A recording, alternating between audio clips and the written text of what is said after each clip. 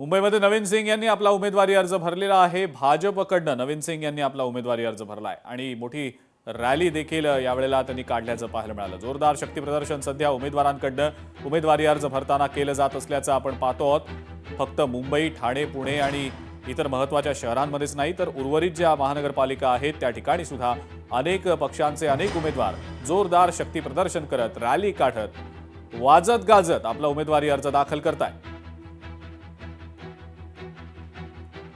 पुढची बातमी पुण्यातली आहे। पुण्यामध्ये कुख्यात गुंड गजा मारणेची पत्नी निवडणुकीच्या रिंगणात आहे। प्रभाग क्रमांक 10 बावधन इथून जयश्री मारणेंनी आपला उमेदवारी अर्ज भरलेला आहे। राष्ट्रवादी काँग्रेसनं जयश्री मारणेला उमेदवारी दिलेली आहे। आताची ही ब्रेकिंग न्यूज।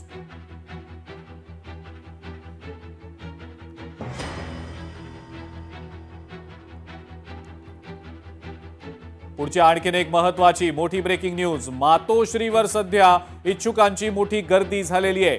अनेक इच्छुकांना अजूनही ज्यांना एबी फॉर्म दिले गेलेले नाहीत त्यापैकी काही जण सध्या मातोश्री बाहेर गर्दी करून असल्याचं पाहायला मिळतंय। ज्यांना एबी फॉर्म मिळणं अपेक्षित होतं त्यांनी आता मातोश्रीवर गर्दी केल्याचं पाहायला मिळतंय। काही जणांना अजूनही वेटिंगवर ठेवलं गेल्याचं समजलेलं होतं। अधिक अपडेट या संदर्भातली जाणून घेऊया। स्वप्नील जाधव आपले प्रतिनिधी आपल्या सोबत आहेत सध्या। स्वप्नील, मातोश्री बाहेर सध्या इच्छुकांनी मोठी गर्दी केल्याचं समजतं आहे। काय नेमकी दृश्य सध्या दिसत आहेत, काय अपडेट आहे या संदर्भातली?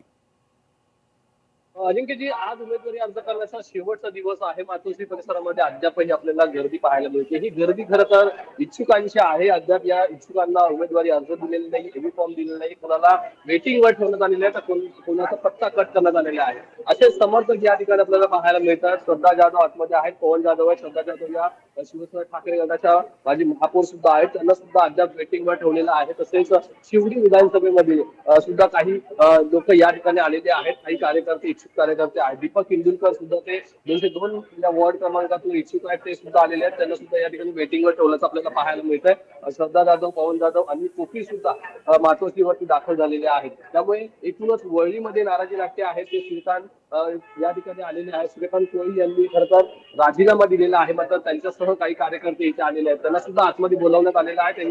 त्यांना त्यांची मनधरणी करण्याचा प्रयत्न काल खरं तर सुरू करण्यात आलेला आहे। अजून यश हे खरं तर मातोश्रीला आलेलं नाही, मात्र आज या श्रीकांत कोळींची नाराजी वळवण्याचा याकडे सर्वांचं लक्ष आहे। मात्र आणखी काही नाराज म्हणजे सायन कोळीवाडामध्ये 174 प्रभागातील सुद्धा कार्यकर्ते या ठिकाणी आले। त्यामुळे या कार्यकर्त्यांची नाराजी नाही, साहजिक आहे, कारण अनेकांना तिकीट दिलं गेलेलं नाही, उमेदवारी मिळालेली नाही। त्यामुळे साहजिक आहे अनेक जण मातोश्रीवर त्यासाठीच आलेत की आपल्याला उमेदवारी का मिळाली नाही किंवा जर मिळू शकण्याची शक्यता असेल तर मग कधी मिळणार। स्वप्नील, धन्यवाद माहिती दिली त्याबद्दल। अपडेट्स आपण घेतच राहू।